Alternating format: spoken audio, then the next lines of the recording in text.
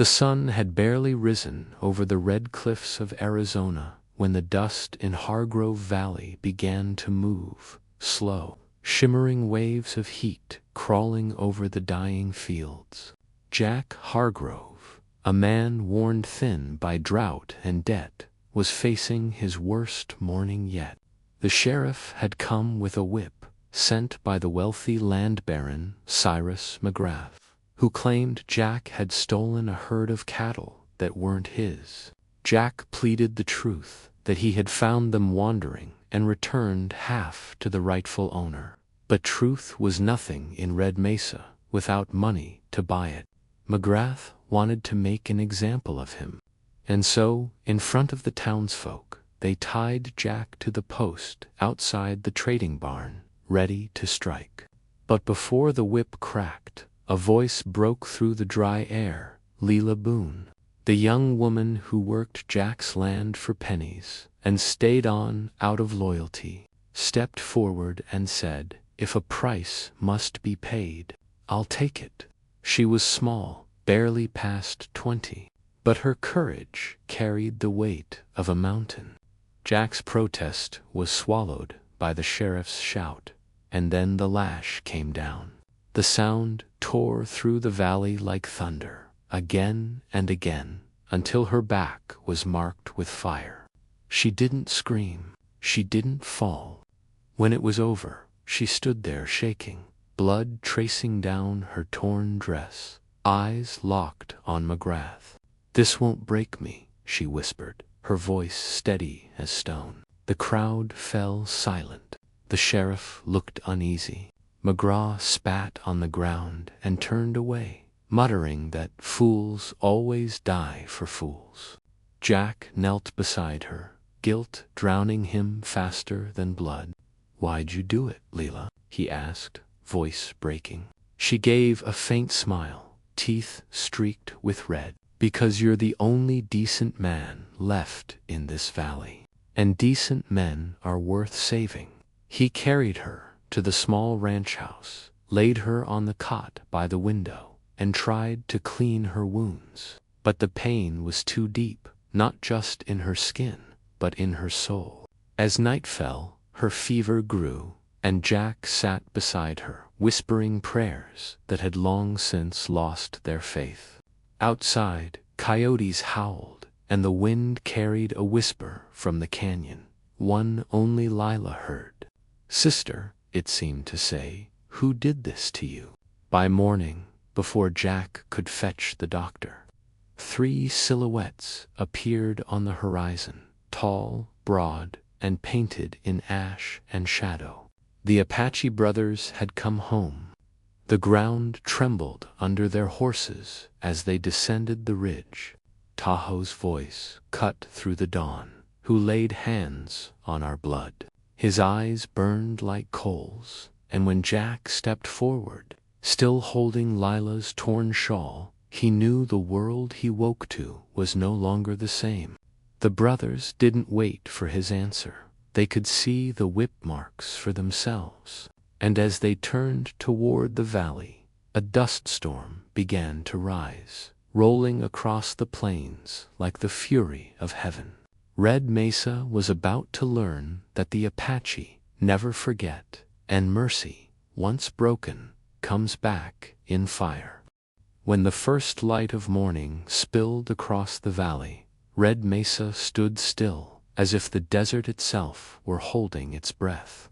The only sound came from the slow rhythm of hooves, 3 Apache riders cutting through the dust, faces marked with the paint of vengeance. Tahoe led them, his eyes narrowed, his jaw carved in silence. Beside him rode Nantan, the quieter one, whose gaze saw everything and judged nothing. And behind them, Koso, the youngest, carried a long rifle across his back and a prayer on his lips. They had traveled through the night, following whispers carried by the wind, following the scent of blood that had drawn them home.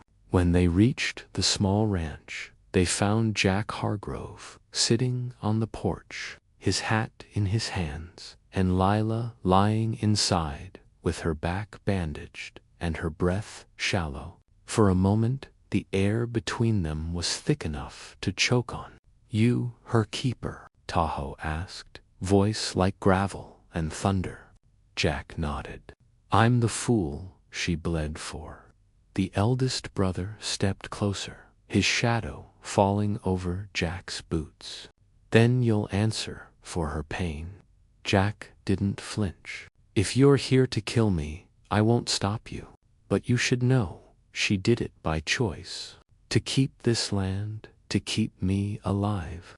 Not for money, not for pride." Tahoe studied him for a long, quiet second, and then turned away, his expression unreadable. "She wouldn't have done that unless you gave her something to believe in," Nanten murmured. The brothers stepped inside. The moment Leela saw them, tears slid down her face, not from pain, but from recognition. "You came," she whispered, voice trembling. "The wind told us," Koso said softly. "We felt your blood in the dust." Tahoe knelt beside her, his massive hand brushing her hair back. "Rest now, sister. The desert remembers every lash." But Lila gripped his wrist weakly, her voice fading. "No blood for blood, Tahoe, not for me." He looked at her as if she had spoken madness. "They whipped you like an animal. And if you kill them," she said, coughing, "you'll become them." The room went quiet. Even the wind outside seemed to pause. Jack lowered his head. "She's right," he said softly. "If you burn this valley, she dies for nothing." The words hung there, trembling in the heat. Then, from outside, a rifle cracked a single echo that tore through the silence. A bullet slammed into the wall above the door, showering splinters across the floor. Tahoe rose instantly, eyes blazing. "They know we're here," he said. From the ridge above the ranch, a dozen of Mikraw's hired gunmen were taking position, laughing as they reloaded. "Savages," one of them shouted. "Let's send them back to the dirt." Jack's face turned pale. "He's not done with me," he whispered. Nanten loaded his weapon calmly. "Then neither are we." Lila tried to rise, but Tahoe pressed her back down gently. "You rest," he said. "This is our storm now." As the brothers stepped outside, the desert wind rose behind them, carrying with it the scent of sage and gunpowder. They moved like shadows, silent, deliberate. Mikraw's men didn't realize it yet, but the valley had already turned against them. The ground they stood on belonged to the Apache, and the Apache did not forgive. The sun climbed higher, casting molten gold over the mesa, turning every grain of dust into fire. The wind had stilled, as though the desert itself waited for what was about to unfold. From the ridge above Hargrove's ranch, Mikraw's gunmen crouched behind boulders, rifles gleaming in the light. Below, Jack Hargrove stood in the doorway of his home, the same home where Lila bled for him, and watched as 3 Apache brothers silently took their positions. Tahoe crouched by the water trough, his hands tracing patterns in the dust, reading the wind like scripture. Nanten.com, as ever, set his rifle on the porch rail, adjusting the aim toward the ridge. Koso, the youngest, climbed the corral fence, his eyes burning with a mixture of fear and courage. "You still got time to run," Jack said quietly. "We don't run," Tahoe replied, eyes fixed on the ridge. "Not from men who think they own the sky."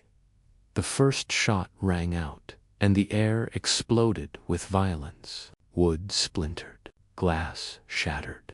Horses screamed from their stalls. Jack ducked behind the doorframe, returning fire with the old Winchester he'd kept since the war. The Apache brothers moved like shadows, precise, invisible, deadly. Tahoe's first bullet struck true, sending one of Mikraw's men tumbling down the rocks. Nanten took the second, calm and cold, firing only when the wind breathed right. Koso darted across the yard, setting a trap with oil and straw near the barn. "Light it when they charge," he said through clenched teeth. "Make the smoke their blindfold." The air filled with gunfire and grit. Jack felt his heart pound like thunder, fear clawing at his chest. But beside these men, something inside him woke that had long been dead: courage. They fought not for vengeance, but for something purer, the right to exist without being trampled. Then, through the smoke, McGraw himself appeared on horseback, shouting orders, his white coat billowing like a ghost. "Burn the ranch," he roared. "Burn it to the ground." Jack's stomach turned. Lila's ranch, her blood, her life. He raised his rifle, but before he could fire, Tahoe stepped forward into the open, unafraid. "You don't burn what's sacred," he growled. McGraw sneered. "Sacred? This land's worth money, not prayers." Then the sky cracked. A lightning bolt split the clouds, followed by rolling thunder, as if the heavens had joined the fight. The Apache brothers advanced through the smoke, fire rising behind them, shadows against flame. Mikraw's men panicked, firing wildly as the brothers descended like wrath itself. Tahoe tackled one, breaking his rifle clean in half. Nanten shot another who tried to flee. Koso's trap ignited, sending flames roaring across the yard. Amid the chaos, Jack grabbed a bucket, dousing the porch before it could catch fire. "Hold the line," he shouted, his voice hoarse but steady. When the dust finally began to settle, the ridge was littered with broken guns and silent bodies. McGraw was gone, fled into the desert with the last of his men. Smoke rose into the red sky like a warning to the world. The Apache had awakened.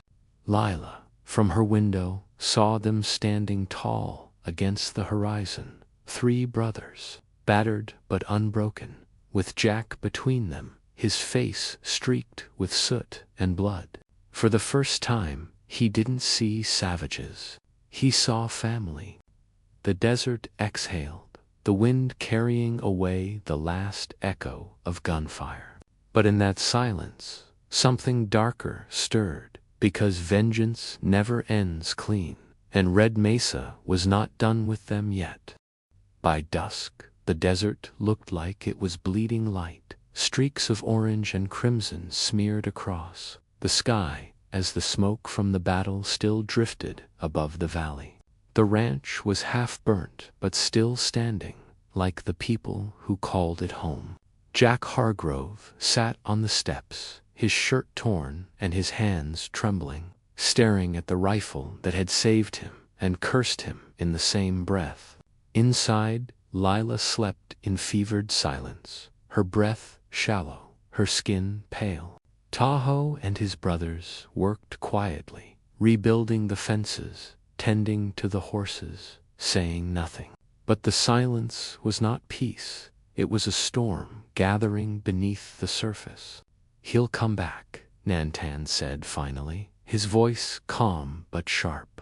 "Men like McGrath don't lose. They reload." Tahoe nodded. "Then we meet him on ground of our choosing." Jack looked up. "You plan to fight again?" Tahoe's gaze shifted toward the burning horizon. "We don't fight for you," he said. "We fight for her. For what she believed this place could be." His words cut deep, but not cruelly. They were truth. Jack stood, shoulders heavy with guilt.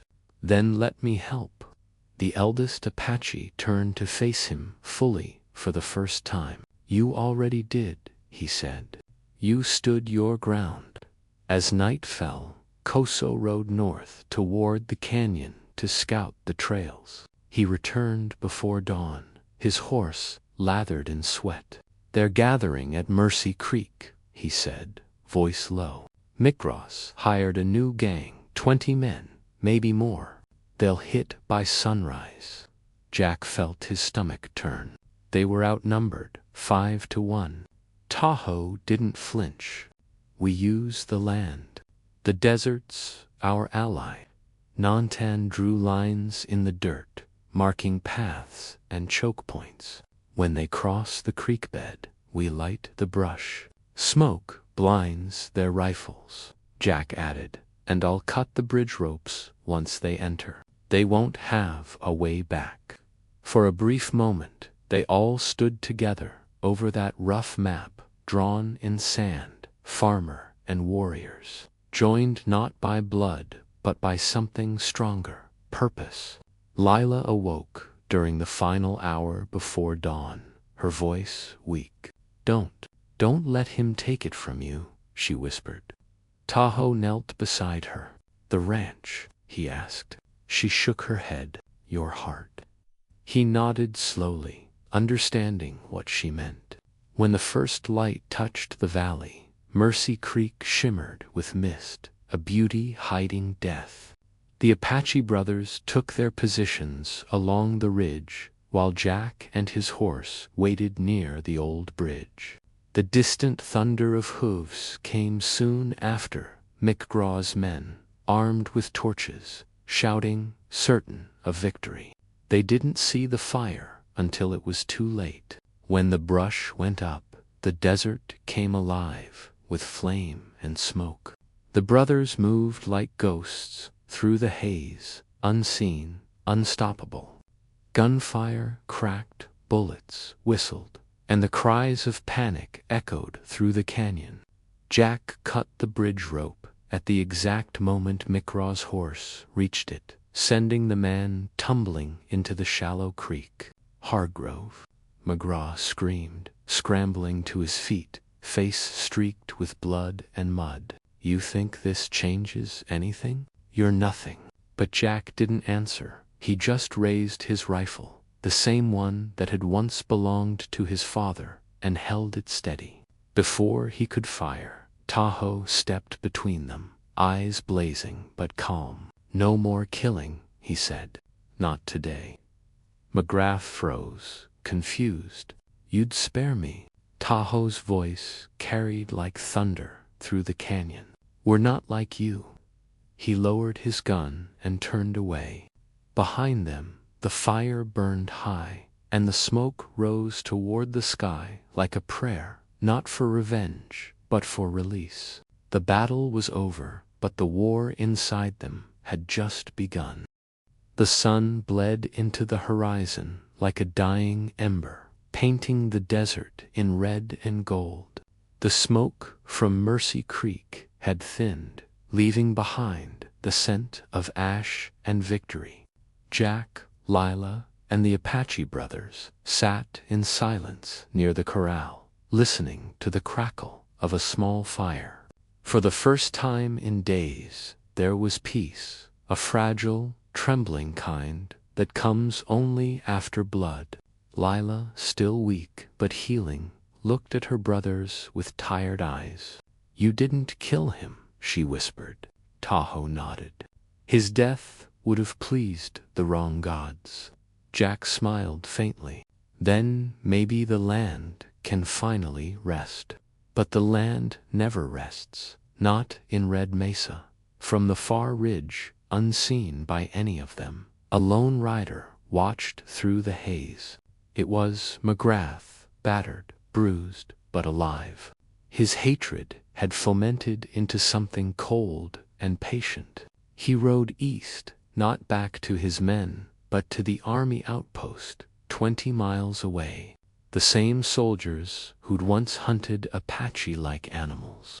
He offered them gold and a story they'd believe, that Hargrove's ranch was now an Apache stronghold. The next dawn, while Leela watered the horses and Jack mended the fence. They heard it, the sound of drums and metal, not from the mountains, but the plains. Soldiers, dozens of them, riding under the flag of the U.S. cavalry. Lila's face went pale. "No," she whispered. "He wouldn't." Jack's heart sank. He did. The brothers rushed from the barn, weapons ready, but Tahoe raised his hand. "Don't," he said. "This isn't a battle we can win." The soldiers surrounded the ranch, rifles raised, their commander shouting through a brass horn, "By order of the United States, this property is seized for harboring hostile Apache." Jack stepped forward, furious. "This is a lie. We've done nothing but defend ourselves." The officer sneered. "Then you can tell that to the judge, if you live long enough." Without warning, a shot cracked through the air. One of the soldiers fell, but it wasn't the Apache who fired. McGraw, from behind the rocks, had taken the shot himself, knowing it would ignite chaos. The troops panicked, thinking they were under attack, and began firing in every direction. Bullets tore through the dust. Horses screamed.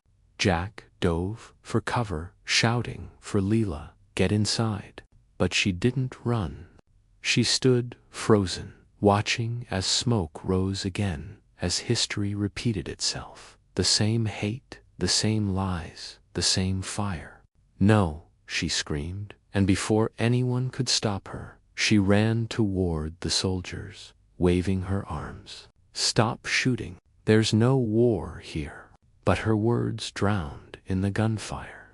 A bullet struck the dirt near her feet, and Jack's heart stopped. He leaped forward, tackling her behind the well, shielding her with his own body. Tahoe's rage broke loose. "Enough," he roared, and the brothers stormed the line. They didn't shoot to kill, they shot to protect. Smoke swallowed the field, men shouted orders, and in the chaos, McGrath slipped away unnoticed, his laughter carried by the wind. When the smoke cleared, half the cavalry lay wounded, and the others rode off in retreat, dragging their injured with them. The ranch was a ruin again, fences broken, walls torn, blood on the dirt. Jack stood over Lila, holding her trembling hands. "You can't keep saving us all," he whispered. She smiled weakly. "Someone has to try." In the distance, Nantan pointed toward the ridge. "He's gone," he said. McGrath escaped. Tahoe's jaw tightened. "Then it's not over." The sun sank behind the mesa, and the desert turned red once more, not from sunset, but from something darker. The fight for Hargrove's ranch wasn't just about land anymore. It was about redemption, and that battle had only begun.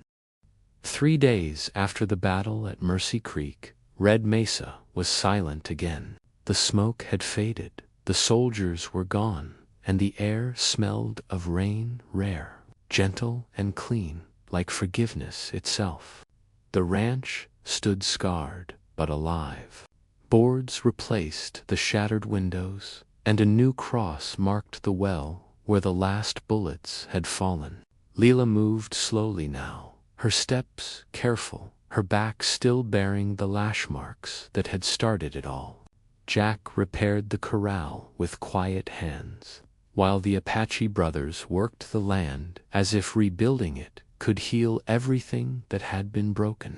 Yet behind every hammer strike, behind every nail, there was something heavier, the knowledge that McGrath was still out there, and that peace in the desert was never free.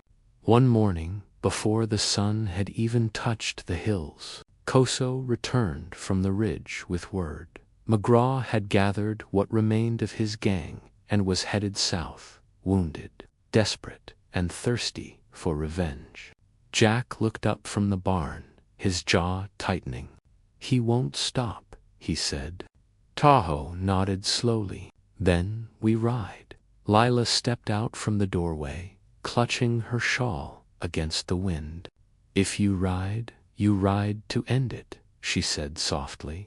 Not for blood, for peace. Her words lingered like a prayer. As dawn bled into the horizon, the four men saddled their horses, Jack on his old bay, the brothers on painted war horses that gleamed beneath the morning light. They rode south, through the ghost valleys and dry riverbeds, until they reached the abandoned mining town of Silver Rock, where McGrath had made his final stand. The air was thick with dust and silence, broken only by the echo of boots on broken boards. Tahoe signaled the others to split shadows moving through the ruins. Inside the crumbling saloon, McGraw sat at a table, nursing his wounds and a bottle of whiskey. When he heard the creak of the door, he looked up, sneering. "Come to finish what you started," he spat. Jack stepped forward, calm but steady. "No, McGrath," he said. "We came to end what you started." McGraw laughed bitterly. "You think mercy will save you, Hargrove? This land don't forgive." His hand darted toward his gun, but Tahoe was faster. A single shot rang out, echoing through the ghost town like a verdict. McGraw's gun fell from his grip, his body slumping sideways, the whiskey bottle shattering beside him. Tahoe lowered his rifle, his face unreadable. "He's done," he said simply. Jack exhaled slowly, relief and sorrow tangled together. They buried McGrath on the edge of the mesa, where the wind could scatter his name among the rocks. No prayers, no markers, just silence. When they returned to the ranch, the sky opened and rain finally fell, washing the dust from the earth and the blood from their hands. Lila stood in the doorway, watching them dismount. "It's over," she said softly. "No," Tahoe replied, glancing at the horizon. "It's beginning."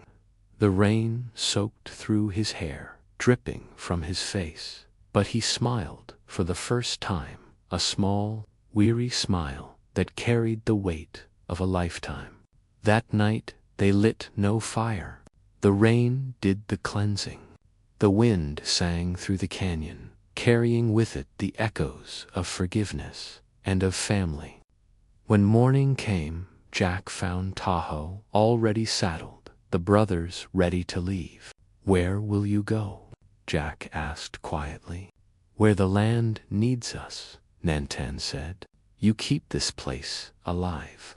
That's her dream now. They rode off without looking back, disappearing into the silver dawn. Lila watched them until they were no more than silhouettes on the horizon. "They'll be legends someday," Jack said. Lila nodded, her eyes glistening. "No," she whispered. "They already are." The rain stopped, and sunlight spilled across the valley, bright, golden, eternal. The ranch still stood, built on sacrifice and mercy, a place where blood and forgiveness met and became something holy. And though the world would forget their names, the desert never would.